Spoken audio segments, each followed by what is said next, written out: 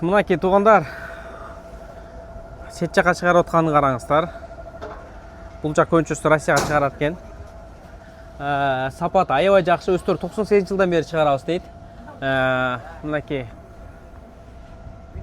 Лайгонг деген Сичай мотор экен. Бул жана Жейфаңдардыкы, Вейчайда коюлат экен. Анан жанагы эме дагы бар экен. Юни моторлор да коюлат. Мынакей, көрдүңүздөрбү? Туугандар, ошол кимге кызык болсо, 0,7 кубтан баштап 30 кубка чейинкисин чыгарышат экен булар.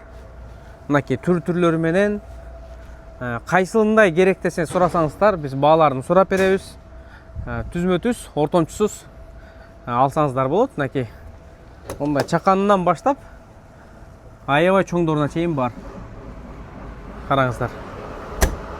Эшиктердин жабылыштарынан бери эле сон. Булар ошо Россия көп чыгарат экен. Биякта даяр продукциясы 5000 адам иштейт экен бул жакта. Ар жак бер жагы менен.